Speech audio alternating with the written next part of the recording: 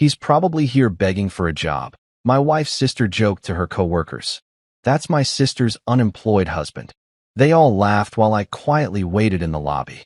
Moments later, the senior partner came out with a big smile. Sir Patterson, the founder is honored to have you here. Her smile faded fast. And that day, her entire law firm lost every tech client they had. My name's Grayson Ward, and if there's one thing I've learned in life, it's this. Never underestimate the power of a good pair of jeans to absolutely ruin your day. Or in my case, to set off a chain reaction of events that would make a Greek tragedy look like a sitcom. That Tuesday morning started off innocent enough. I was minding my own business, sipping overpriced coffee that tasted like burnt regret, when my wife Talia called in full panic mode. She'd left some property papers at home, the kind of documents that apparently decide whether we keep our vacation house or lose it to some tax loophole her lawyer dreamed up. Being the dutiful husband I am, and also because I had absolutely nothing better to do that morning, I grabbed the envelope and headed to her sister's law firm downtown. Now, here's where I made my first tactical error of the day. I didn't change. I was wearing my favorite pair of worn-in Levi's, a plain black t-shirt, and some sneakers that had seen better days, probably around the time the economy was still pretending to care about the middle class. In my defense, I was just dropping off an envelope. I wasn't planning to argue a case in front of the Supreme Court or negotiate a corporate merger. I figured I'd be in and out in 5 minutes, maybe grab a bagel on the way home, and spend the rest of my day doing what I do best. Absolutely nothing that looks productive to the untrained eye. The law firm of Whitmore and Associates occupied the 15th floor of one of those glass tower buildings that seem to exist solely to remind you that some people wear suits that cost more than your car payment. The lobby was exactly what you'd expect. All marble floors, leather furniture that nobody actually sits on, and that weird corporate art that's supposed to look expensive but really just looks like someone spilled paint and called it vision.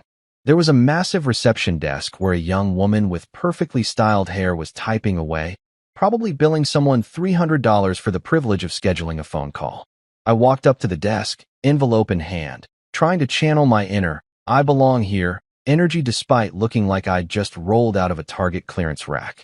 The receptionist glanced up, gave me a once-over that could have stripped paint, and said in that customer service voice that's technically polite, but actually means security is on speed dial. Can I help you? Yeah, hi, I said, flashing my most disarming smile. I'm just here to drop off some documents for Talia Blake. She's expecting them.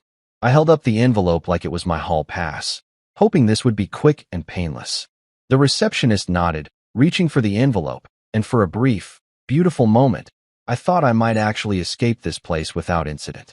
That's when I heard the voice that would haunt my nightmares for at least the next 24 hours. Oh my God, is that Grayson? The voice carried across the lobby with the kind of projection they teach you in law school. How to make sure everyone within a 50-foot radius knows exactly what you're thinking. I turned to see Marina Blake, my wife's younger sister, strutting toward me like she owned the place. Which, to be fair, she kind of acted like she did, even though I knew for a fact she was only a mid-level associate who'd been with the firm for all of 2 years. She was dressed in one of those power suits that screamed, I watched Suits and took notes, complete with heels that could double as murder weapons. She stopped about 10 feet away, hand on her hip, and addressed not me, but the small crowd of lawyers and assistants who'd started gathering like vultures circling roadkill. Everyone, this is Grayson Ward, she announced, her voice dripping with the kind of fake sweetness that gives you cavities. He's my sister's husband. You know, the unemployed one I told you about. She laughed, and because humans are pack animals who've learned nothing since high school, several of her coworkers joined in. I stood there, still holding the envelope, feeling like I'd accidentally wandered onto the set of some reality show called Humiliate the Casual Dresser. A guy in a 3-piece suit that probably cost more than my monthly mortgage whispered something to his colleague, and they both snickered. A woman with a tablet clutched to her chest like a shield gave me a look of pity mixed with relief. Relief that she wasn't the one being roasted in public. Marina wasn't done with her performance. She walked closer, her heels clicking against the marble like a countdown timer. So, Grayson, still looking for work? She asked, tilting her head in mock concern. I mean, it's been a few years now? Maybe we could find something for you here. We're always looking for good mailroom people. Or maybe you could be our office motivation. You know, a reminder of what happens when you don't finish law school. She glanced back at her audience, making sure they were all still watching her comedy special. The laughter rippled through the lobby again, and I felt my jaw tighten. But here's the thing about being consistently underestimated your entire life. You develop a really good poker face. I smiled, the same kind of smile you give when your GPS reroutes you into a lake, and said absolutely nothing. I just stood there, envelope still in hand, watching Marina bask in her moment of glory like she'd just won a Pulitzer for creative insults. What Marina didn't know, what none of these people in their expensive suits and their leather-bound egos knew, was that the name on the wall behind her, the one etched in gold letters that read, Patterson Ward Tech Legal Group, wasn't just some random founding partner who'd retired to the Bahamas. That Patterson wasn't just a name. It was half of my legacy. The Ward part? Yeah, that was me. The guy standing in jeans and sneakers, holding an envelope, being mocked for unemployment, had co-founded the very legal tech empire that probably paid for half the technology these clowns used to bill their clients. I'd built Patterson Ward Tech Legal Group from the ground up, back before Marina even knew what a bar exam was. But I didn't say any of that. Not yet. Because sometimes, the best revenge isn't immediate. Sometimes, you let people dig their own graves, hand them a shovel, and watch them work. I looked at Marina, still smiling, and said, "Thanks for the offer. I'll definitely keep that in mind." Then I placed the envelope on the reception desk, nodded politely to the receptionist who looked like she wanted to crawl under her desk and die from secondhand embarrassment, and turned to leave. As I walked toward the elevator, I could still hear the muffled laughter behind me, the sound of people who thought they were better than me because they wore nicer clothes and worked in a building with a nice view. Little did they know, the punchline was coming, and it was going to be spectacular. I didn't make it to the elevator. Of course I didn't. That would have required Marina to possess even a shred of self-awareness or basic human decency, and clearly, those weren't included in her law degree package. I'd barely taken 5 steps when I heard those heels clicking behind me again, this time accompanied by what sounded like a small army of equally overconfident footsteps. I stopped, took a deep breath that could have inflated a bounce house, and turned around to face whatever fresh hell was coming my way. Marina had rallied the troops. Behind her stood what I can only describe as a collection of baby lawyers, fresh-faced associates who probably still had their bar exam study guides on their nightstands and thought making partner was a personality trait. There were about 5 of them, all dressed like they'd raided the same Brooks Brothers catalog, clutching their overpriced coffee cups like they were props in a legal drama. One guy had so much gel in his hair it could have survived a Category 5 hurricane. A woman in the back was already smirking before Marina even opened her mouth, like she'd been pre-programmed to laugh at whatever came next. Marina positioned herself front and center, hands clasped in front of her like she was about to deliver a TED Talk on how to be insufferable. "So, Grayson," she said, her voice dripping with that saccharine sweetness that only comes from years of perfecting passive-aggressive commentary at family dinners. "Still unemployed, I see." She said it like she was a concerned doctor delivering a terminal diagnosis, complete with the head tilt and everything. "You know, I've been thinking, maybe we can actually help you out here. We're always looking for people to fill certain positions." She let that sentence hang in the air like a bad smell, and her entourage of lawyer clones leaned in, clearly anticipating the punchline they'd all been promised. One of them, a guy who looked like he'd never done a push-up in his life, but definitely told people he went to the gym, was already grinning like an idiot. "We've got openings in the mailroom," Marina continued, tapping her chin like she was genuinely brainstorming career options for me. "Or maybe janitorial services. I mean, someone's got to keep these floors clean, right?" She gestured at the pristine marble beneath us, like she was presenting evidence in court. "Oh, or you could be our office moral support. You know, just sit in the corner and remind everyone that things could always be worse." She looked back at her crew, eyebrows raised, waiting for applause. They ate it up. The woman in the back actually snorted. Hair gel guy was nodding like Marina had just solved world hunger. Another associate, this one wearing a tie that probably cost more than my grocery bill, muttered something to his colleague that made them both chuckle. I stood there, hands in my pockets, watching this circus unfold with the same fascination you'd have watching a car crash in slow motion. You know it's going to be bad, but you can't look away. Tempting offer, I said, keeping my voice as casual as if she'd just asked me if I wanted fries with my order.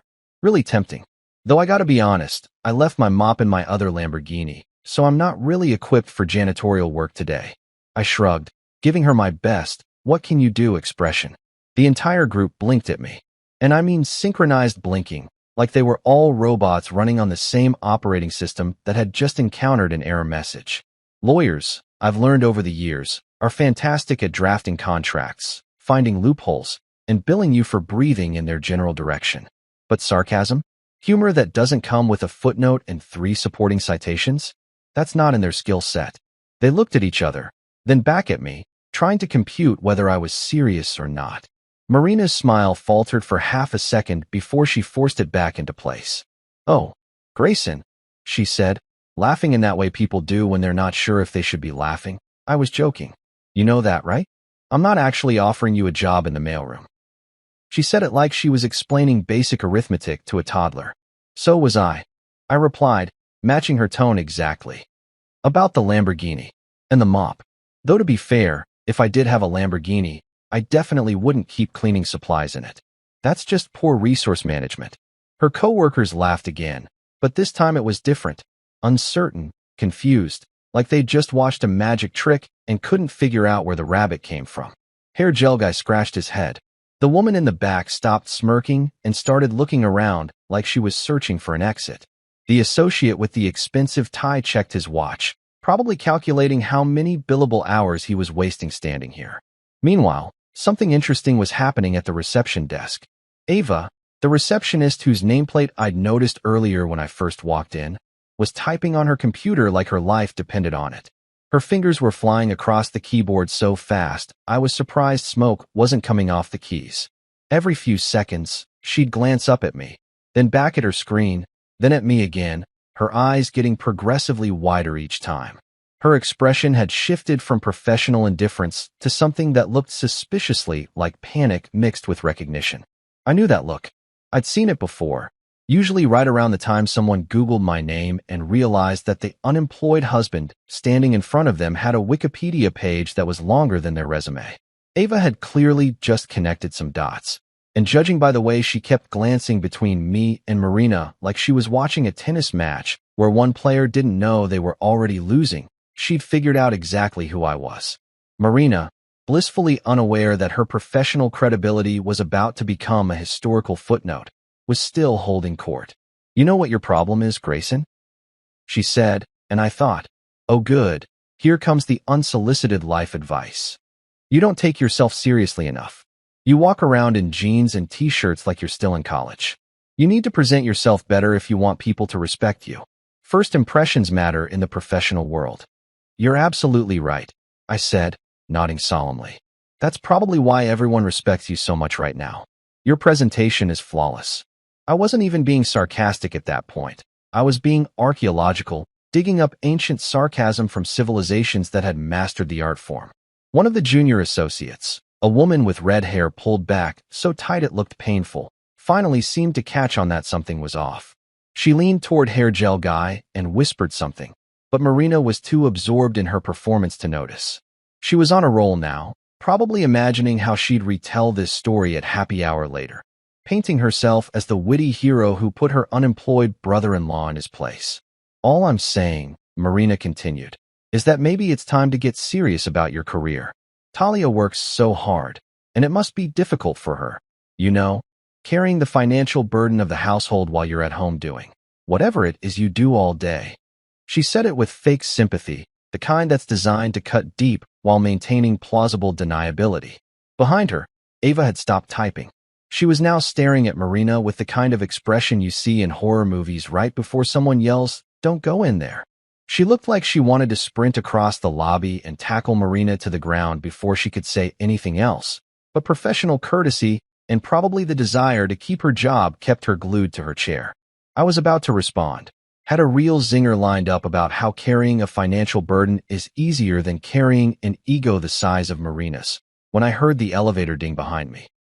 The timing was so perfect it felt scripted, like the universe had decided to write its own punchline to this increasingly ridiculous conversation. The doors slid open with a soft whoosh, and I didn't even need to turn around to know that whatever was about to happen next was going to be absolutely spectacular.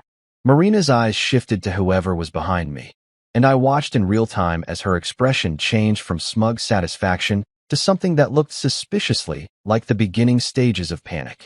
Her baby lawyers started straightening their postures, adjusting their ties, smoothing their blazers. Even hair gel guys stopped looking confused and started looking nervous. The footsteps approaching from behind me were measured, confident, the kind that belong to someone who doesn't need to announce their presence because everyone already knows they're important. And based on the way Marina's face had just lost about 3 shades of color, I had a pretty good idea of who it was. I turned around slowly, savoring the moment like a fine wine I was about to watch Marina choke on. And sure enough, there he was, Gerald Patterson, senior partner, legal legend, and one half of the name that was literally carved into the wall of this very building. Gerald was in his early 60s, silver-haired, with the kind of presence that made junior associates straighten their spines and senior partners check their breath. He was wearing one of his signature Navy suits. The man had probably 12 of them, all identical, because when you're that successful, you don't waste brain power on wardrobe decisions. He had a leather briefcase in one hand that probably cost more than most people's monthly rent, and reading glasses perched on his head like a crown. The moment Gerald's eyes landed on me, his entire face transformed. I'm talking full-on Christmas morning as a kid levels of joy. His eyes lit up like someone had just told him the Supreme Court was buying everyone lunch, and he broke into the kind of genuine smile that you can't fake. Not that Gerald would ever need to fake anything. The man was authenticity personified, which is probably why we'd gotten along so well when we'd built this empire together back when Marina was still trying to figure out what she wanted to be when she grew up. Mr. Patterson. Gerald's voice boomed across the lobby with the kind of volume that made the marble floors practically vibrate. He wasn't just talking. He was projecting, making sure every single person in that lobby, on that floor, and probably on the 3 floors above and below us knew exactly who had just walked in. The founder himself. What an absolute honor to have you here.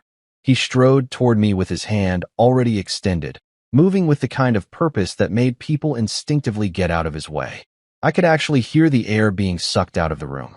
It was like someone had hit pause on reality, and everyone was frozen in their little tableau of horror. Marina's mouth had fallen open so wide you could have parked a smart car in there. Hair gel guy's gel was probably the only thing keeping his jaw from hitting the floor. The woman with the tight ponytail looked like she'd just witnessed a murder. The associate with the expensive tie had gone pale, and I was pretty sure I could see his career flashing before his eyes. Gerald reached me and grabbed my hand with both of his, shaking it enthusiastically like I was a long-lost relative who'd just returned from war. "We're honored, truly honored," he continued, and I could see the confusion spreading across Marina's group like a virus. They were looking at each other, silently communicating in that way people do when they're trying to figure out if they've just massively screwed up. Spoiler alert, they had. "Hey, Gerald," I said, keeping my tone casual, like we were just 2 old friends running into each other at a coffee shop. "Nice place you've got here. Really nice. Love what you've done with the lobby." I paused, letting the moment breathe, and then added with a smile that could have cut glass. "Didn't know you still let people bully guests in the reception area, though. That's a bold decorating choice." "Very. Roman Colosseum." If the room had been quiet before, it was. Now a vacuum. Dead silence. The kind of silence you hear right before something explodes. Ava, still at her desk, looked like she was watching the season finale of a show where everyone dies. Her hands were covering her mouth, and I swear I could see her shoulders shaking. She was either crying or trying desperately not to laugh. My money was on the latter. Gerald's expression shifted from joy to confusion in about half a second. His eyebrows knitted together, and he looked around the lobby like he was seeing it for the first time.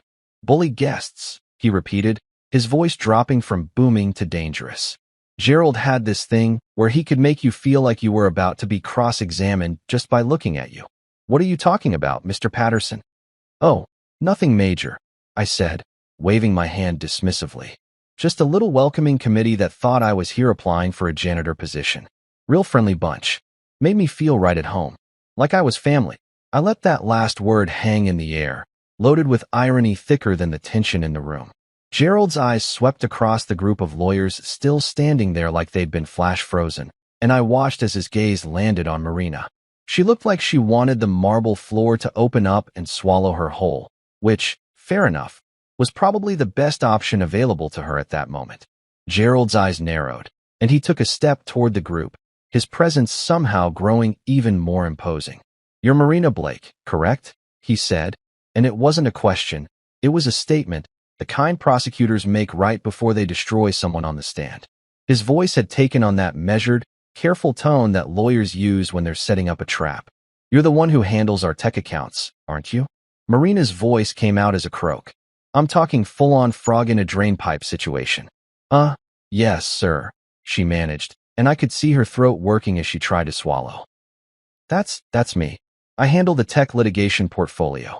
She said it like she was hoping it might somehow save her, like maybe Gerald would suddenly remember all her hard work and overlook this tiny, insignificant moment where she'd publicly humiliated one of the firm's founders. "Interesting," Gerald said, drawing out the word like he was examining it under a microscope. "That's very interesting indeed." He turned to look at me, then back at Marina, then at the wall behind her where the gold lettering spelled out Patterson Ward Tech Legal Group, in letters big enough to be seen from space. "Because this man here," he pointed at me like I was Exhibit A in the trial of the century. "This man is the reason you have those clients. His company built our entire digital legal network. Every single piece of technology we use to interface with tech clients, every database, every portal, every system, all of it came from his team." You could have heard a pin drop in Antarctica. Marina had progressed from pale to transparent. I was pretty sure if I looked hard enough, I could see her internal organs shutting down one by one. Her entourage of baby lawyers had scattered like roaches when someone turns on the kitchen light. Hair gel guy had somehow materialized about 15 feet away, suddenly very interested in a potted plant. Expensive Ty was checking his phone like he'd just remembered he had an urgent call to make. Tight ponytail had vanished entirely. I think she'd actually managed to teleport herself to another dimension. I decided this was my moment. I'd been standing here, quiet and polite, for long enough. "Oh, I'm not unemployed, by the way," I said, my voice light and conversational, like I was commenting on the weather. "I'm just allergic to cubicles, and dress codes, and people who peak their personality traits on judging others." I looked directly at Marina, giving her my warmest smile, the kind you give to someone right before you tell them their fly is down. "But I appreciate the concern about my career. Really, warms my heart." From somewhere behind Gerald, I heard a snort. One of the junior associates, a younger guy who'd been smart enough to keep his mouth shut during Marina's comedy routine, had let out a laugh before quickly disguising it as a cough. He cleared his throat dramatically, suddenly finding the ceiling tiles absolutely fascinating. Gerald wasn't smiling anymore. He'd shifted into full senior partner mode, the kind of mode that makes grown lawyers consider career changes. "Mr. Ward here," he continued, his voice carrying that edge of disappointment that somehow cuts deeper than anger, "owns Ward Digital Solutions. The firm, his firm, designed every software system we use for our tech clients. Every single one. Without his team, without his vision, without his company, we'd still be faxing contracts like it was 1995 and pretending the internet was a fad." Marina's face had now cycled through the entire color spectrum and landed somewhere between ash gray and existential dread green. Her eyes were darting between the wall logo and me like she was watching a tennis match, but instead of a ball, it was her career being volleyed back and forth. I could actually see the moment when all the pieces clicked together in her brain, when she realized that the unemployed loser she'd been mocking was the Ward in Patterson Ward, was the tech genius who'd helped build the very firm she worked for, was someone who probably had more money in his checking account than she'd make in her entire career. "Wait," she whispered, and her voice had lost all its earlier confidence. She sounded like someone who'd just discovered their parachute was actually a backpack full of anvils. "You're that Ward? You're the co-founder." She said it like she was hoping I'd suddenly laugh and tell her it was all a prank, that I was actually just some regular unemployed guy, and this was all an elaborate joke. "Last time I checked, yeah," I said, pulling my hands out of my pockets and examining my fingernails like this was all mildly boring to me. Unless someone else has been paying my taxes for me, in which case, I need to send them a thank you card. Marina opened her mouth like she was about to say something. Probably an apology, maybe an excuse, possibly just a desperate plea for mercy. But before she could get a single syllable out, Gerald held up his hand in that universal gesture for stop talking before you make this worse, which, let's be real, was solid advice at this point. She closed her mouth so fast I heard her teeth click together, and honestly, I felt a tiny bit of sympathy for her. Tiny, like microscopic, like you'd need an electron microscope to find it. Gerald turned his attention back to me, and his expression softened slightly, though you could still see the disappointment simmering underneath like lava under a volcano that was trying really hard not to erupt in the middle of a corporate lobby.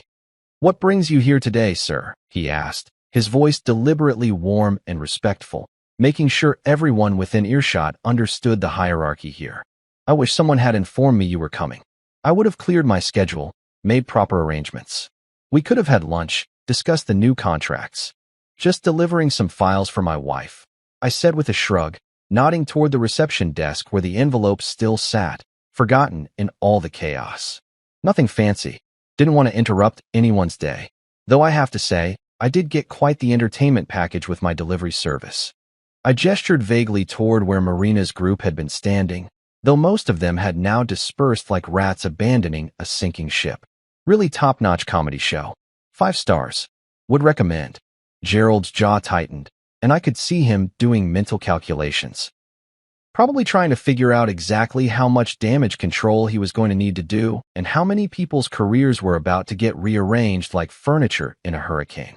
He turned slowly, deliberately, until he was facing Marina head-on. The man had presence, I'll give him that. When Gerald looked at you with disappointment, you felt it in your soul. "Ms. Blake," he said, and the temperature in the room dropped about 20 degrees. "You mentioned Mr. Ward was unemployed?" It wasn't a question. It was a cross-examination. He was giving her rope, and we all knew what she was going to do with it. I didn't," Marina stammered. Her earlier confidence completely evaporated. "I thought, my sister never mentioned." She was grasping at straws, and those straws were on fire. "I mean, he doesn't work a regular job, and he's always at home when I call, so I just assumed." "You assumed," Gerald repeated, and those 2 words carried the weight of every mistake she'd ever made in her career. "You assumed, and based on that assumption, you publicly humiliated one of this firm's founders and most important business partners in our lobby, in front of clients." He gestured toward a couple of people I hadn't even noticed sitting in the waiting area, a man and woman in business attire who looked like they desperately wished they'd scheduled their appointment for literally any other time in human history. Marina looked like she might actually pass out. Her face had gone from gray to white, and I was genuinely concerned she might need medical attention. One of her colleagues, the guy with the expensive tie who'd been smart enough to retreat earlier, was now standing by the elevator, pretending to check his phone, but obviously watching the carnage unfold with the morbid fascination of someone who knows they narrowly escaped disaster. "Sir, I can explain," Marina started, but Gerald wasn't having it. "You can explain?" Gerald's voice had taken on that dangerous quiet quality that's somehow scarier than yelling. "Please, do explain. Explain how you thought it was appropriate to mock a guest in our lobby.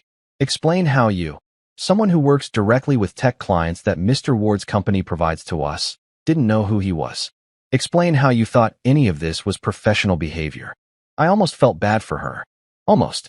But then I remembered standing there 5 minutes ago, being laughed at by a group of people who thought wearing expensive suits made them better than everyone else, and my sympathy evaporated faster than water on hot asphalt in July.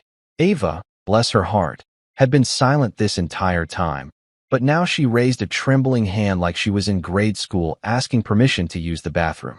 Gerald noticed and nodded at her. "Yes, Ava." "I tried to warn her, sir," Ava said, her voice shaky but clear. "When Mr. Ward first came in, I recognized him from the company directory and the partnership photos in the conference room. I tried to signal Ms. Blake, but she..." Ava trailed off, clearly not wanting to throw Marina under the bus any harder than she already was, which showed more class than anyone else in this building. Gerald's expression softened when he looked at Ava. "Good instincts, Ava," he said with a nod of approval. "That's exactly the kind of awareness we need at the front desk. Remind me to discuss a promotion with you later this week." Ava's eyes widened, and despite the tension, I saw a small smile crack through her nervous expression. At least someone was having a good day. Meanwhile, Marina looked like she wanted to melt into the marble floor. Her hands were shaking slightly, and she kept glancing between Gerald, me, and the exit like she was calculating whether she could make a run for it. The remaining members of her posse had completely abandoned ship. Hair gel guy was nowhere to be seen, probably updating his LinkedIn profile as we spoke. I decided to throw her a tiny lifeline, mostly because watching someone suffer this much was starting to make me uncomfortable, and also because I'm not actually a monster despite what this situation might suggest. Marina, I said, keeping my voice kind, gentle even, like I was talking to a scared animal. Don't look so worried. Really, I'm not here to fire anyone. That's not my style. She exhaled, and I could see her shoulders drop about 6 inches as relief flooded through her. Her eyes closed for a brief second, and when she opened them, there was gratitude there, mixed with residual fear. She actually looked like she might cry, which would have been really awkward for everyone involved. I let her have that moment of relief. Let her think maybe, just maybe, she was going to escape this with her career intact. Let her believe that I was being genuine and forgiving. And then, because I'm apparently incapable of leaving well enough alone, and because the setup was just too perfect, I added with a slight smile, that part happens automatically. The relief on Marina's face shattered like dropped glass. Her eyes went wide again, and I could practically see her brain rebooting, trying to process what I'd just said. Gerald, to his credit, kept his expression neutral, but I caught the briefest flicker of something in his eyes. Amusement, maybe, or possibly approval. He knew exactly what I meant, and more importantly, he knew I wasn't bluffing. Automatically, Marina whispered, and her voice had gone up about an octave. She looked at Gerald for clarification, hoping he'd tell her I was joking, but Gerald's face remained professionally neutral. The same expression he probably wore when delivering bad news to clients who'd just lost everything. What Mr. Ward means, Gerald said carefully, choosing his words like he was navigating a minefield in dress shoes, is that his company's contracts and service agreements have certain provisions. Performance clauses. Standards of professional conduct that we, as the client, are expected to maintain. He paused, letting that sink in. When those standards aren't met, particularly in regards to how his company's leadership is treated, the contracts have built-in termination triggers. I nodded, impressed with Gerald's ability to make my petty revenge sound like legitimate corporate policy. Exactly, I said. It's all very professional. Very by the book. Nothing personal. I looked directly at Marina. Just business. And maybe a little bit of karma thrown in for flavor. The man with the expensive tie, who'd been pretending not to listen from by the elevator, suddenly found an urgent need to leave. He jabbed the elevator button about 15 times like it would make it arrive faster, clearly wanting to be anywhere, but here, when this bomb finally detonated. The 2 clients in the waiting area had their phones out now, probably texting their friends about the absolute circus they were witnessing. One of them was definitely taking notes. I could see her writing on her phone with that focused expression people get when they're documenting something they know is going to be legendary office gossip. Marina's phone, which had been silent in her blazer pocket, suddenly started buzzing. Then it buzzed again, and again. It was like watching popcorn in a microwave, one notification, then another, then a cascade of them. She pulled it out with shaking hands, and I watched her face go from white to green as she scrolled through what I assumed were messages from very unhappy people who'd just been notified that their text services were being terminated. This can't be happening, she muttered, more to herself than anyone else. This can't be real. Oh, it's real, I said cheerfully. Very real. As real as that unemployed husband comment you made about 5 minutes ago. Funny how things come back around, isn't it? Gerald wasn't done with his masterclass in professional destruction, and honestly, I was kind of enjoying watching him work. The man had decades of courtroom experience, and he wielded disappointment like a surgeon wielded a scalpel, precise, deliberate, and absolutely devastating. He turned back to Marina, who was still staring at her phone like it had just grown fangs and bitten her, and I could see him shifting gears from disappointed mentor to full-on managing partner mode. Mr. Ward here, Gerald began, his voice carrying across the lobby with the kind of authority that made even the potted plants stand at attention, owns Ward Digital Solutions. Not works for, owns. He founded it, built it from nothing into one of the premier legal technology firms in the country. He paused, letting that information marinate in Marina's brain like a steak she was about to be forced to eat. His company designed every software system we use for our tech clients. Every single one. The client management portal? That's his. The secure document exchange system? His. The automated billing integration that saves us approximately 40 hours of work per week? Also his. I watched Marina's face as Gerald listed off the systems, and it was like watching someone realize they'd been swimming in shark-infested waters while thinking they were in a kiddie pool. Her eyes kept getting wider with each item Gerald mentioned, and I could practically see her mental calculator working overtime, trying to figure out exactly how screwed she was. Spoiler alert, very. The case research AI we use? Gerald continued, clearly on a roll now. Mr. Ward's team developed that. The conflict check database that prevents us from accidentally representing opposing parties? His company. The e-discovery platform that handles terabytes of data for our litigation teams? Ward Digital Solutions. Should I continue, or are we starting to see a pattern here? I had no idea, Marina stammered, and I'll give her credit. She at least sounded genuinely shocked rather than just trying to cover her ass. Talia never mentioned any of this. She just said Grayson worked in tech, but she never said. She trailed off, probably realizing that my sister didn't tell me her husband was a tech mogul wasn't exactly a solid legal defense for public humiliation. That's the funny part about underestimating people, I said, deciding it was time to rejoin the conversation. They're usually too busy actually succeeding to explain themselves to everyone they meet. I don't walk around with my resume tattooed on my forehead because, honestly, I don't need to prove anything to anyone. I gestured around the lobby. The name on the wall does that for me. Has been doing it for years, actually. Right there in gold letters. Patterson Ward. Ward. That's me. Been there since day one. Since before this building even existed. Marina followed my gesture to the wall, staring at the gold lettering like she was seeing it for the first time. Maybe she was. Sometimes people are so caught up in their own importance that they forget to look at the names of the people who built the very foundation they're standing on. I walk past that every single day, she whispered, and there was this note of horror in her voice that almost made me feel bad. Almost. Yeah, most people do, I said with a shrug. It's funny how we stop seeing things when they become part of the background. Like oxygen. Or consequences. I smiled at her, and it wasn't entirely unkind, but it definitely wasn't friendly either. The thing is, Marina, I don't advertise who I am because I don't need to. The people who matter know. The people who need to know, know. And the people who don't know usually figure it out eventually. Though typically in less dramatic fashion than this.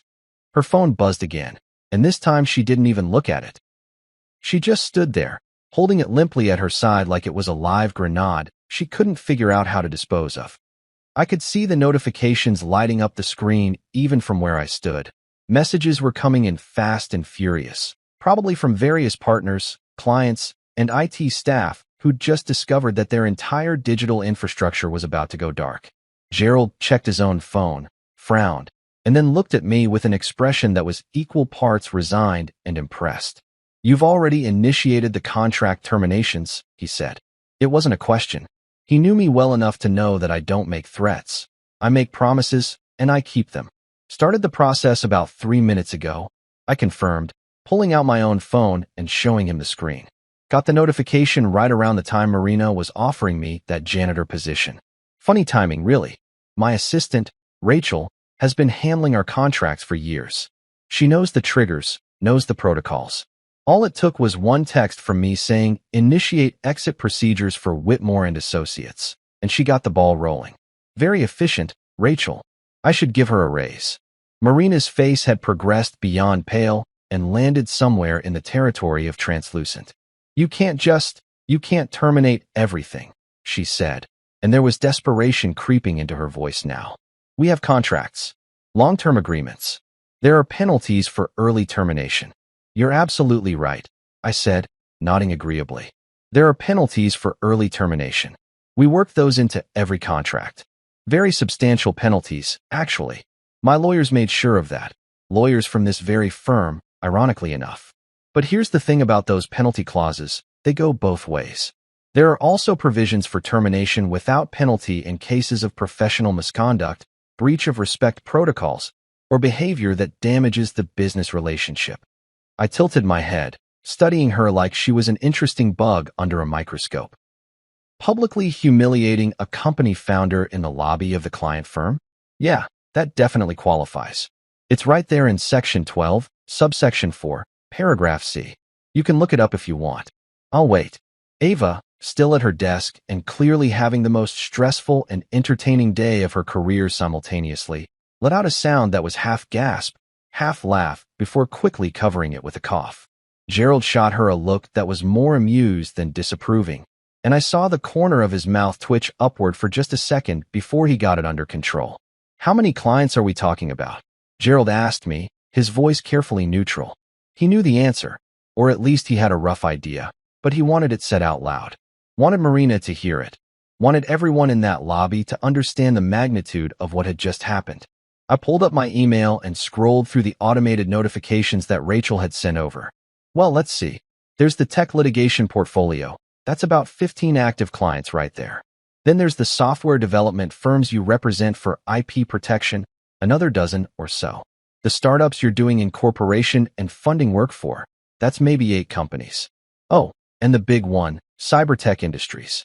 They're about to go public, and we handle all their data management for the SEC filings. I looked up at Marina. They're your client, aren't they? I remember seeing your name on the account. Marina nodded mutely, and I swear I could see her career flashing before her eyes. Cybertech was huge. We're talking potentially billions in valuation, and the IPO was supposed to happen within the next month. Losing the tech infrastructure that managed their regulatory compliance right before going public? That was a disaster of biblical proportions.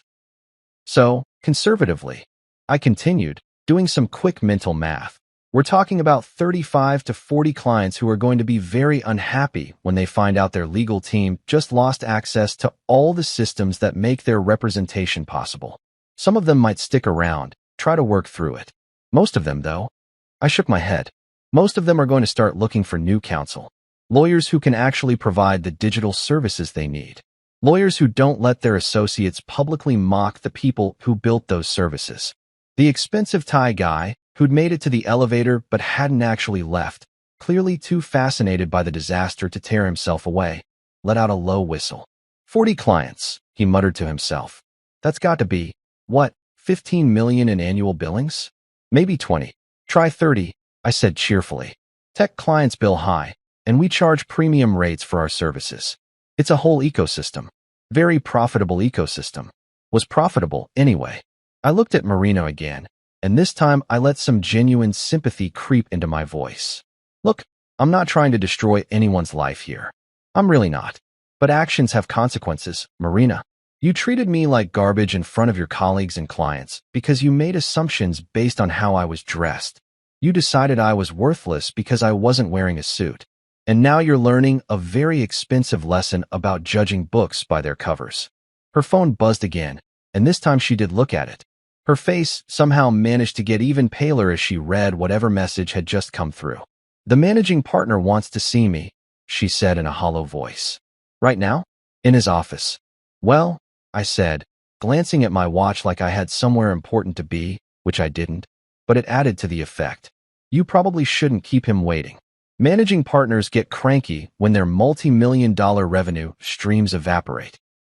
Speaking from experience here, Marina stood there for another few seconds, frozen like someone had hit pause on her entire existence, before she finally managed to get her legs to cooperate with her brain's desperate screaming to get the hell out of that lobby.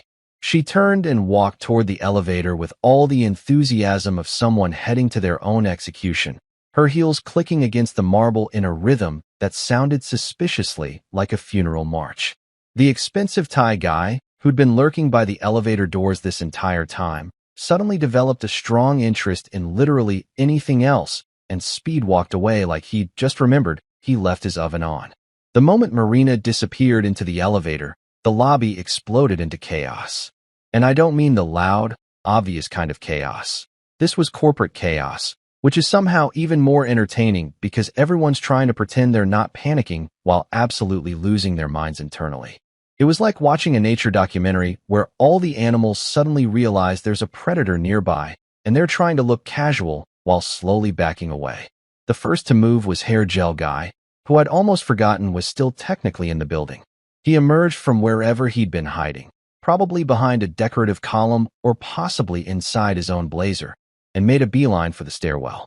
Not the elevator, mind you, the stairs. Because apparently, waiting for an elevator was too much exposure time in a lobby that had just become ground zero for career annihilation. Did she really not know who he was? I heard someone whisper from near the waiting area. It was one of the clients who'd been sitting there through this entire debacle, a woman in her 40s wearing a pantsuit that screamed, "Startup CEO," trying to look professional for investors. She was talking to her companion, a younger guy with trendy glasses who was furiously typing notes into his phone. Apparently not. The guy responded, not looking up from his phone. This is insane. I'm texting our legal team right now. If Whitmore just lost their entire tech infrastructure, we need to start looking at other firms immediately. Our Series B funding closes in 3 weeks. We can't afford any disruption. Gerald overheard this. He had the kind of selective hearing that all senior partners develop, where they can pick up the words "looking at other firms" from half a mile away. And his expression shifted from disappointed but composed to, "Oh God, this is actually happening." He turned to me with a look that was part pleading, part resignation, like a man watching his house burn down while holding an empty fire extinguisher. "Mr. Ward," he said quietly, stepping closer so our conversation wouldn't carry across the lobby, though at this point I'm pretty sure everyone was listening anyway. "I understand you're upset, and you have every right to be. What happened here was unprofessional, disrespectful, and completely unacceptable. But is there any way we can discuss this before it goes any further?" "Perhaps we could." "Gerald," I interrupted gently, because I actually liked the guy and didn't want to watch him grovel. "You and I both know this isn't about you. You've always treated me with respect. Hell, we built this firm together, and I have nothing but good memories of our partnership. But here's the thing." I gestured around the lobby, where various associates and staff members were now trying very hard to look busy while clearly eavesdropping on every word. "This isn't just about Marina being rude to me. This is about the culture that made her think that behavior was okay." Gerald opened his mouth to respond, but I held up a hand. "Think about it. She didn't just insult me quietly. She announced it. Loudly. In front of clients, colleagues, staff. She made it a show. And why? Because she thought it would make her look good. She thought publicly humiliating someone she perceived as beneath her would elevate her status here." I paused, watching his face carefully. "That kind of behavior doesn't develop in a vacuum, Gerald. It grows in environments where it's tolerated, maybe even rewarded." I could see him processing this, and to his credit, he didn't immediately jump to defend the firm. Gerald was a lot of things, but stupid wasn't one of them. He knew I had a point, even if it was a point that was currently costing him millions in revenue. Behind us, Ava's phone started ringing. Then the phone next to it started ringing. Then all 3 desk phones seemed to start ringing simultaneously, creating a symphony of disaster that would have been funny if it wasn't so perfectly timed. Ava looked at them like they were sirens announcing the apocalypse, which, in a way, they kind of were. "Should I?" she started, looking at Gerald for guidance. "Answer them," Gerald said with a sigh that came from somewhere deep in his soul. "And Ava, you're going to need help. A lot of help.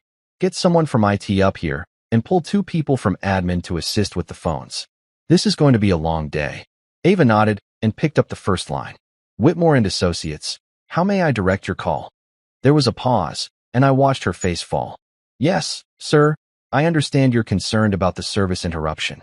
Let me transfer you to." Another pause. "I see. Yes, I'll make a note that you're exploring other legal options. Thank you for calling." She hung up and immediately picked up the second line, and I could already see the pattern forming. More people were emerging from the elevators now. Word had clearly spread through the building faster than a computer virus, and everyone wanted to see the carnage firsthand. I recognized a few faces from the times I'd visited the firm over the years. Some partners I'd worked with, associates who'd been briefed on our technology, even the IT director, a nervous-looking guy named Marcus who took one look at me and went so pale I thought he might need to sit down. "Mr. Ward," Marcus said, approaching with the kind of cautious energy you'd use when approaching a bomb you weren't sure was defused. "Is it true?" Are we really losing access to all the war digital systems? Marcus, Gerald said sharply, but I waved him off. It's fine, Gerald. He deserves to know. I turned to Marcus. Yeah, it's true. Contract terminations are already processing. You'll probably start getting system alerts within the hour.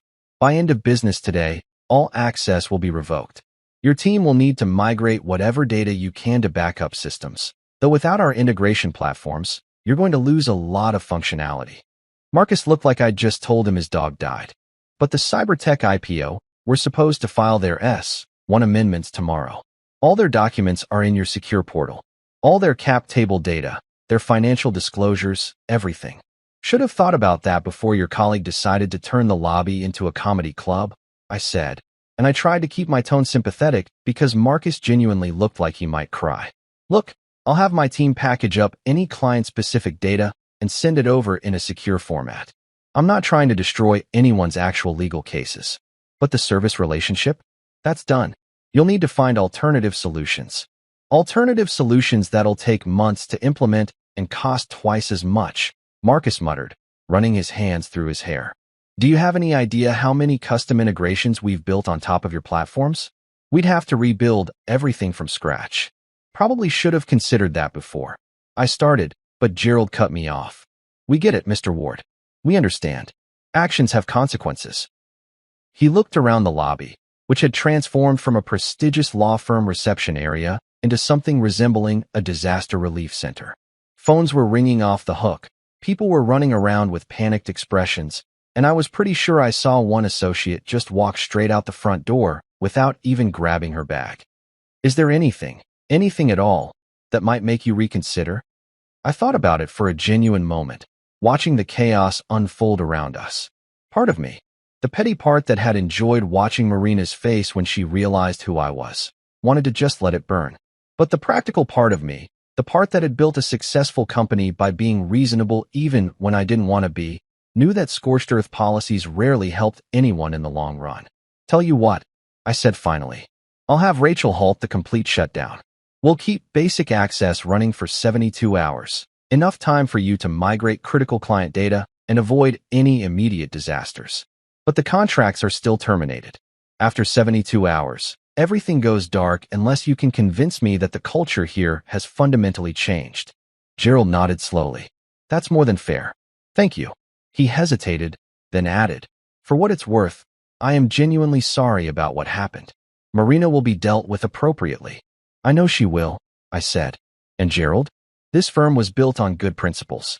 You and I started Patterson Ward because we believed legal tech could change the world, could make justice more accessible. Don't let people like Marina turn it into just another place where bullies in expensive suits get to feel important. I left the building about 20 minutes later, after making a few calls to Rachel to set up the 72-hour grace period and watching Gerald transform into the human embodiment of damage control. The last thing I saw before the elevator doors closed was Ava juggling 3 phone calls at once while 2 newly recruited admin assistants looked like they were considering career changes. One of them was literally Googling how to handle angry clients on her phone. I almost felt bad. Almost. The thing about revenge, and let's be honest, that's exactly what this was, professionally packaged and legally airtight, but still revenge, is that it doesn't really hit you until you're away from the scene. While I was in that lobby, watching Marina's world crumble like a sandcastle in a hurricane, I was running on pure adrenaline and righteous indignation. But sitting in my car in the parking garage, I had a moment where I thought, did I just nuke an entire law firm's tech infrastructure because someone called me unemployed? Then I remembered the way Marina had announced it to the whole lobby like she was a ringmaster at a circus, and I thought, yeah, actually, I did. And I'd do it again. Sometimes petty and justified occupy the same space, and I was completely comfortable living in that intersection. I pulled out my phone and called Rachel, my assistant, and the only person in my company who could probably run the entire operation without me. She picked up on the first ring, because Rachel is terrifyingly efficient in a way that makes me wonder if she's actually a highly advanced AI that's just pretending to be human. How's the fallout looking? I asked, pulling out of the parking garage and into downtown traffic, which was its usual nightmare of Ubers, delivery trucks, and people who apparently got their driver's licenses from a cereal box. Spectacular. Rachel said, and I could hear the barely contained glee in her voice. She'd been with me since the beginning, had watched me build Ward Digital from a two-person startup operating out of my garage into what it was now. And she had exactly zero tolerance for people who disrespected either me or the company. We've processed termination notices for all 38 active contracts with Whitmore and Associates. Their system access is currently in limbo. Everything still works, but they're getting countdown timers on every login screen showing 72 hours until complete shutdown. Countdown timers. I laughed, merging onto the highway with the kind of aggressive confidence that comes from driving in American cities for decades. That's dramatic. I love it. I thought it added a nice touch, Rachel said, and I could practically hear her smirking. Very doomsday clock. Very this is your last chance. Also, their IT director has called 6 times in the last hour. Marcus something. He sounds like he's having a breakdown. Yeah, I met Marcus. He looked like a kicked puppy. I changed lanes to avoid a guy who apparently thought turn signals were optional. Did he ask about data migration? Extensively. I told him we'd provide secure data exports for all active client matters, but that any proprietary integrations they built on our platform would obviously stop working once access is revoked. He did not take that well. There was a pause, and I heard her typing in the background. Oh, and we've already gotten inquiries from 3 other firms asking if we're taking on new clients. Word travels fast in the legal tech world. Let me guess. Firms that work with some of Whitmore's soon-to-be former clients. Bingo. Morrison and Blake called asking about our onboarding timeline. Apparently, Cybertech Industries reached out to them about possibly switching representation, and they want to make sure they can offer the same tech infrastructure. I whistled low. Cybertech was jumping ship already? That was fast. Their IPO is in like 3 weeks. That's a brutal timeline to switch legal teams, which is why they're willing to pay premium rates for expedited onboarding, Rachel said. I quoted them double our standard setup fees, and they didn't even blink. Should I send over the contracts? Hold off for now, I said, thinking it through while trying not to rear end a Tesla that had just decided to stop in the middle of the highway for no apparent reason. Let's see if Gerald can actually turn things around. If Whitmore gets their act together in 72 hours, Cybertech might stay. But yeah, have the contracts ready just in case. You're being surprisingly generous, Rachel observed. I expected full scorched earth.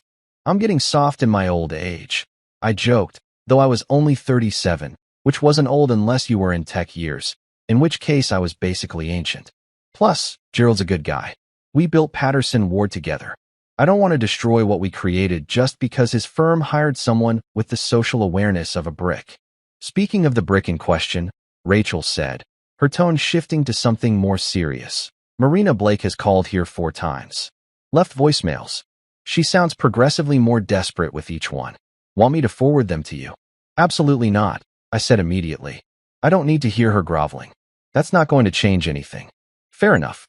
Oh, and your wife called. Twice. She said, and I quote, "What did Grayson do now?" She sounded more resigned than angry, which I think is where you've settled in the marriage, a comfortable state of permanent exasperation. I laughed because that was painfully accurate. Talia had married me knowing full well that I had a tendency to, as she put it, create situations. Tell her I'll explain when I get home. It's a good story. She'll appreciate it eventually. Maybe. Hopefully. Your confidence is inspiring, Rachel said dryly. Anything else you need from me today? Or should I just continue watching Whitmore's infrastructure crumble while eating popcorn? That second thing. Definitely that second thing. But keep me updated if anything major happens. And Rachel? Good work today. Remind me to give you a raise. You gave me a raise 3 months ago, she pointed out. Then remind me to give you another one. You earned it with those countdown timers alone. I hung up and focused on getting home, which meant navigating through traffic that seemed specifically designed to test my patience after an already eventful morning. By the time I pulled into my driveway, my phone had blown up with notifications. Texts from Gerald. 3 of them, each one progressively more formal and desperate. An email from Marcus with the subject line urgent, data migration questions in all caps, which felt appropriate given the circumstances. Even a LinkedIn message from Hair Gel Guy asking if I had any job openings, which was both audacious and kind of hilarious. But the most interesting notification was a news alert from a legal industry blog I followed. Major tech services disruption at Whitmore and Associates. Sources say dozens of clients affected. They'd gotten wind of it already. Of course they had. The legal world is small, and lawyers gossip more than high schoolers. The article was short, mostly speculation, but the comments section was already filling up with people sharing their own horror stories about Whitmore's culture. One comment in particular caught my eye. Not surprised. I interviewed there last year, and the associate who showed me around spent the whole time making fun of people's clothes. Decided right then I didn't want to work somewhere like that. The comment had 63 likes already, and it had only been posted 15 minutes ago. I sat in my car for a few more minutes, reading through the comments and watching in real time as Whitmore's reputation took hits from all directions. People were sharing stories about rude treatment, condescending attitudes, associates who acted like they were God's gift to the legal profession because they'd graduated from fancy schools and wore designer suits. It was like I'd pulled a thread, and the whole sweater was unraveling. My phone rang again. Gerald, probably his fifth call. I answered this time, feeling like I'd made him sweat enough. "Mr. Ward," he said, and he sounded exhausted. "Have you seen the blog posts?" "Just started reading them," I said. "Quite the anthology of complaint you've got going there." "This is a disaster," Gerald said bluntly. "Marina's been suspended pending a full review. 3 partners have already asked for emergency meetings. 2 major clients have formally notified us they're exploring other options. And I just got a call from a reporter at Legal Times asking for comment on our toxic workplace culture. This is spiraling, Grayson." He'd used my first name, which meant we'd shifted from formal business to old friends being real territory. "Gerald, I'm sorry it's hitting this hard," I said, and I meant it. But maybe that's what needed to happen. Sometimes you don't know how rotten the foundation is until someone tests it. "I know," he said quietly. "You were right. About the culture. I've been so focused on billable hours and client acquisition that I stopped paying attention to how people were treating each other. How they were treating everyone. Staff, visitors, even other attorneys." He sighed. "We're implementing immediate changes. Mandatory sensitivity training, new policies on workplace conduct, an anonymous reporting system. But I don't know if it'll be enough." "It's a start," I said. "And Gerald? For what it's worth, I think you'll figure it out. You're one of the good ones." "I hope so," he said. "Because if we don't, Patterson Ward Tech Legal Group won't have much of a legacy left to speak of." After we hung up, I finally went inside, where I knew Talia was waiting with questions I wasn't entirely sure how to answer. But that was a problem for immediate future Grayson. Present Grayson just wanted to kick off his shoes, grab a beer, and maybe watch the legal blogs continue their feeding frenzy for a little while longer. I walked into the house and immediately knew I was in trouble. Not forgot to take out the trash, trouble, or left the toilet seat up, trouble. This was did something spectacularly dramatic that's going to require an actual conversation, trouble. I could tell because Talia was standing in the kitchen, wooden spoon in hand, staring at me with that expression that wives perfect over years of marriage. It's a look that says, "I already know what you did. I'm just waiting to see if you'll be honest about it," mixed with, "I can't believe I have to deal with this right now," and a hint of, "I love you, but you're an idiot." "Hey, babe," I said, going for casual and probably landing somewhere around guilty teenager who just crashed the family car. I set my keys on the counter with what I hoped was nonchalant confidence. "Something smells good. Is that your famous marinara?" "Don't you hey babe me, Grayson Michael Ward," she said, and the use of my full name meant I was operating at DEFCON 2 on the married guy in trouble scale. DEFCON 1 was reserved for things like forgetting anniversaries or accidentally donating her favorite shoes to Goodwill, which I'd only done once and would apparently never be allowed to forget. "What did you do?" "I delivered your papers," I said, which was technically true. "Just like you asked. Went to the firm, dropped off the envelope, came home." Very standard errand completion. Talia put down the wooden spoon with the kind of deliberate control that suggested she was considering alternative uses for it. "Grayson, I have received 7 phone calls in the last 2 hours. 7. From various people at Whitmore and Associates. 3 from Marina, 2 from partners I've never even met, and 2 from their IT director who sounded like he was hyperventilating." She crossed her arms, which was never a good sign. "So, I'm going to ask you again, what did you do?" I sighed and pulled out one of the kitchen stools, figuring this was going to take a while. "Okay, so, funny story. And by funny, I mean not funny at all for certain people, but kind of hilarious from my perspective. Grayson. Right, cutting to the chase. Your sister called me unemployed in front of her entire office, suggested I apply for a janitor position, and basically turned the lobby into a roast session with me as the main course.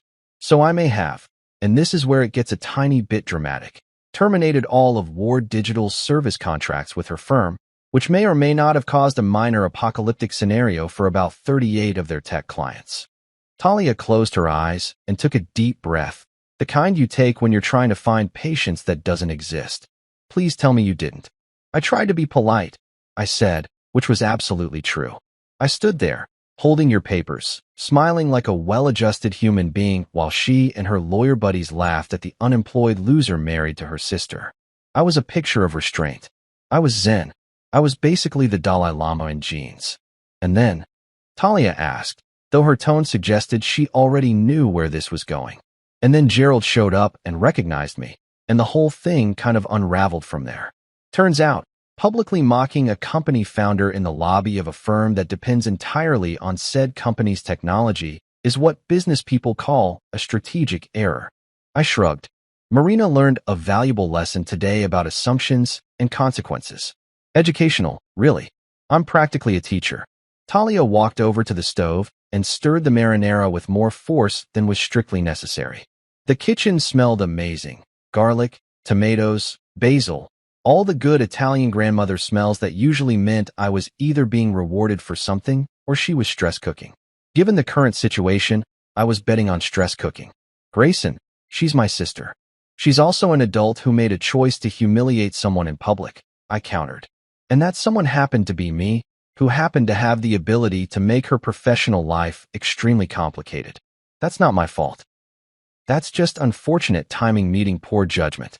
You couldn't just let it slide? Talia turned to face me, and I could see she was genuinely struggling with this. On one hand, she knew her sister had been out of line. On the other hand, family loyalty is a powerful thing, even when your family member is objectively in the wrong. She made a mistake, Grayson. A stupid, embarrassing mistake. But did you have to go nuclear? Let it slide. I stood up, feeling my own frustration bubbling up. Talia, she didn't just make a casual comment. She gathered an audience. She performed. She used me as a prop to make herself look good in front of her colleagues. And she did it because she genuinely believed I was beneath her, that I was some unemployed loser who wasn't worth basic respect. I ran my hand through my hair, trying to keep my voice level.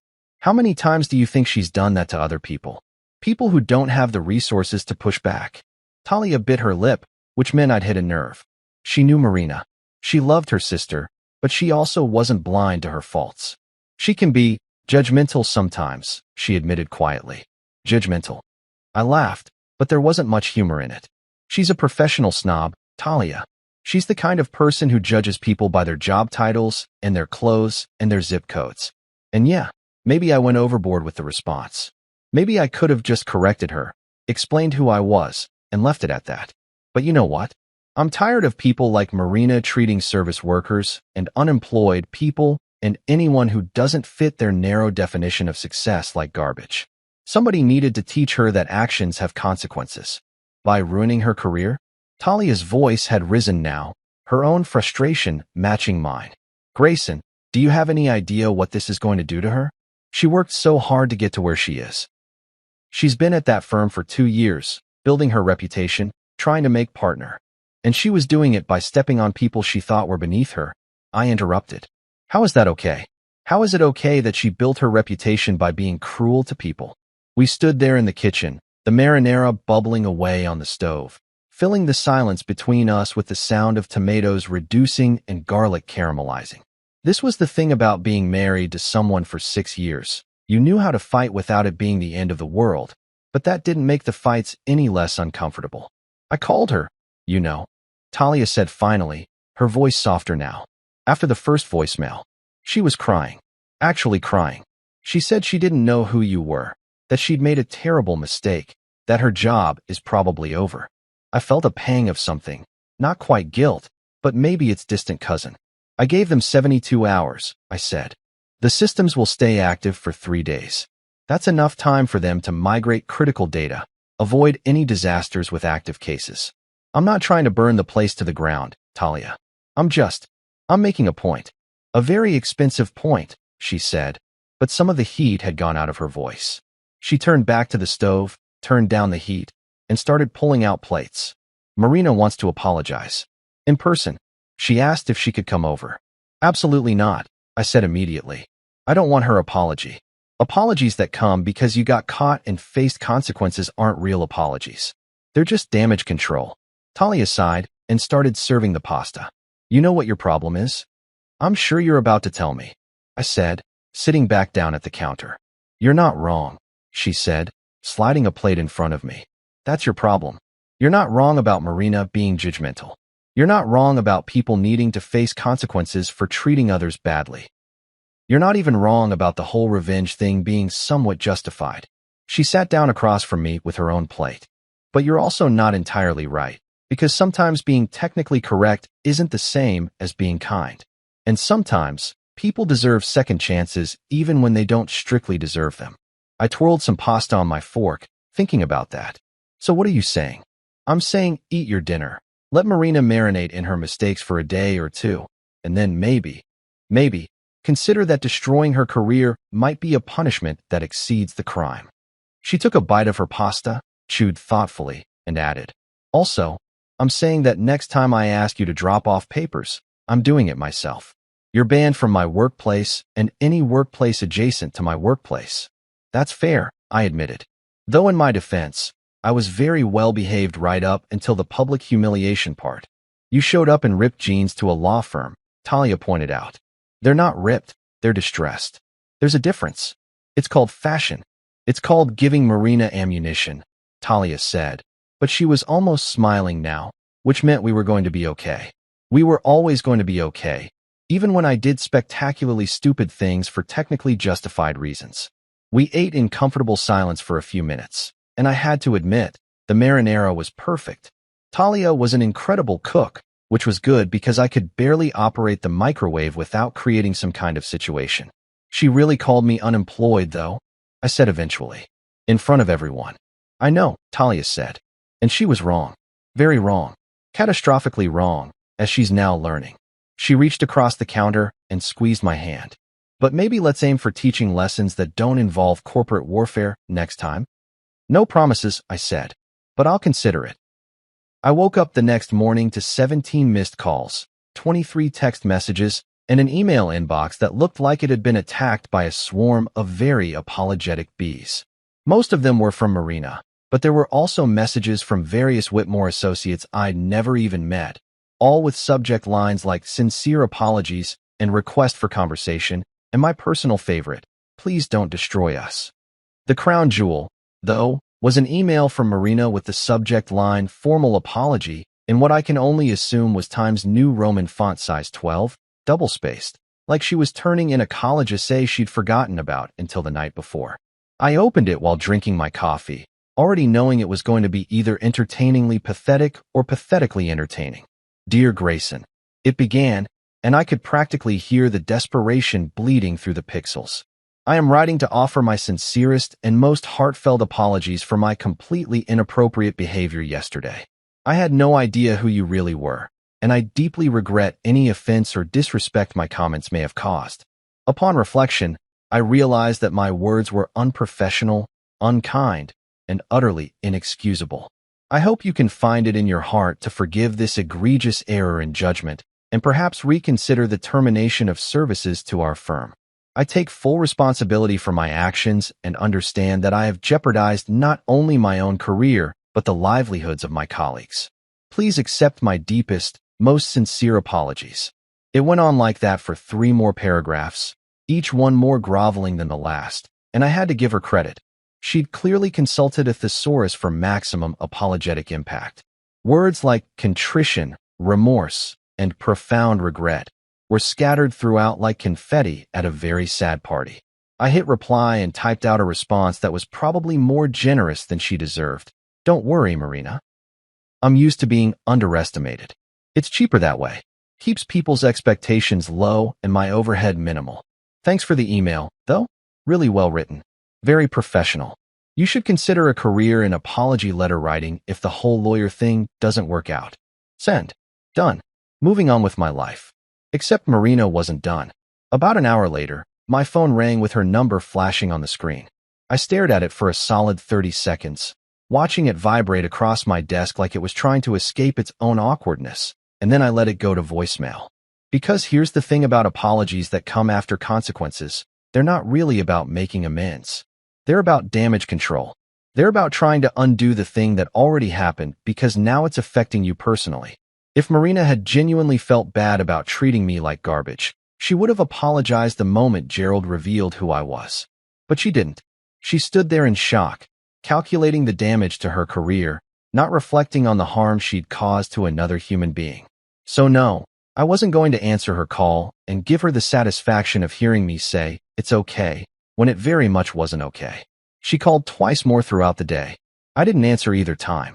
Karma, as I decided, had a voicemail box, and Marina could leave as many messages there as she wanted. Later that evening, Talia came into my home office where I was pretending to work but actually reading Reddit threads about workplace revenge stories. She leaned against the doorframe with that expression that meant she had opinions. "Marina called again," she said. "I'm aware," I replied, not looking up from my screen. "Are you ever going to talk to her?" "Probably not," I said. "At least not until she understands that apologizing because you got caught isn't the same as being sorry for what you did." Talia sighed. "You know what? Fair enough." She called me too, asking if I could convince you to restore their systems. I told her she made her bed, and now she gets to sleep in it. Then she asked if you'd consider it if she paid for the inconvenience. I actually laughed at that. She thinks she can buy her way out of this. With what? Her associate salary. That's adorable. I told her you weren't interested in money, Talia said. I also told her that maybe this was a good opportunity for personal growth and learning to treat people with basic human decency regardless of their perceived social status. "Did you really say that?" "Word for word," Talia said with a small smile. "I might have been a little harsh." "You're the best wife ever," I said, and I meant it. "I know," she replied. "Now come eat dinner and stop reading revenge stories on the internet. You've had enough revenge for 1 week." 3 weeks passed, and the dust settled in that way that dust does after a particularly spectacular explosion. Slowly, reluctantly, and with everyone pretending they didn't notice the crater left behind. Life returned to normal, or at least my version of normal, which involved a lot of working from home in sweatpants and fielding increasingly bizarre business opportunities from law firms who'd heard about the incident and wanted to make sure they stayed on my good side. Gerald called me on a Tuesday afternoon while I was trying to teach myself how to make sourdough bread, which was going about as well as you'd expect for someone whose culinary skills peaked at making cereal. My hands were covered in flour when my phone rang, and I answered it on speaker, probably getting dough all over the screen in the process. "Mr. Ward," Gerald's voice came through, and I could hear the smile in it. "Your little incident has become office legend. Everyone's still talking about it. It's like the law firm equivalent of that time someone brought a cake to the office and it turned out to be a resignation letter written in frosting." I laughed, wiping my hands on a dish towel that had seen cleaner days. "Good. Maybe it'll inspire some manners. Or at least make people think twice before they decide to roast random visitors in the lobby for entertainment." "It's done more than that," Gerald said. "We've implemented new workplace culture training, mandatory for everyone from partners to interns. We brought in an outside consultant who specializes in professional environments and respect in the workplace. It's been eye-opening, honestly. I had no idea how many small cruelties were happening under my nose." "Better late than never," I said, checking on my sourdough starter, which looked like it might be sentient. "How's the firm doing otherwise?" "Recovering. We lost about 15 clients total, but we've also attracted some new ones who specifically cited our culture reforms as a reason for choosing us. Turns out, being known as the firm that actually addressed its problems instead of sweeping them under the rug is good for business." "Who knew?" He paused. "Marina's gone, by the way. She resigned before we could finish the formal review process. Found a position at a smaller firm across town." I felt a twinge of something. Not guilt, exactly, but maybe acknowledgement that real people's lives had been affected by my admittedly petty revenge. "How's she doing?" "According to Talia, she's doing fine. Humbled, but fine. Apparently, She introduces you now as her brother-in-law, the genius, which is a significant upgrade from unemployed husband. So I'd call that progress. I snorted. I don't need the praise. Never did. That was kind of the whole point. I know, Gerald said. But you got something better than praise, didn't you? He was right, of course. My real revenge wasn't watching Marina lose her job or seeing Whitmore scramble to fix their systems. It was simpler and somehow more satisfying than any of that. Last week, I had to visit another law firm downtown for a contract negotiation. I showed up in my usual uniform, jeans, t-shirt, sneakers that had definitely seen better days. The receptionist saw me walk in, did a double take, checked something on her computer, and her eyes went wide. Within 30 seconds, a partner came down to escort me personally to the conference room. People I passed in the hallways nodded respectfully. One associate actually stood up from her desk when I walked by. Nobody laughed. Nobody smirked.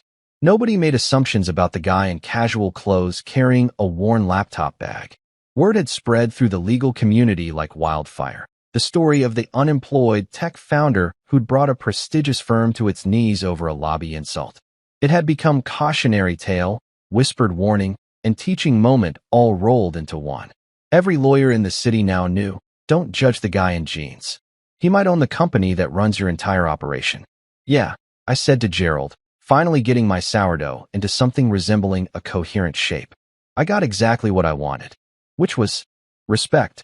Not because I demanded it, not because I flashed my credentials, but because people learned the hard way that treating others with basic human decency isn't optional. It's mandatory. And expensive when you forget. Gerald chuckled. Well, mission accomplished. Anything else I can do for you? Just keep being one of the good ones, Gerald. The legal world needs more people like you. After we hung up, I looked at my sad excuse for a sourdough loaf and decided maybe I'd stick to what I was actually good at, building companies and occasionally teaching overconfident lawyers about humility. Whenever I walk into a law office now, nobody laughs. They stand. They show respect. They remember that clothes don't make the person, and assumptions can cost you everything. And that, my friends, is the sweetest kind of unemployment.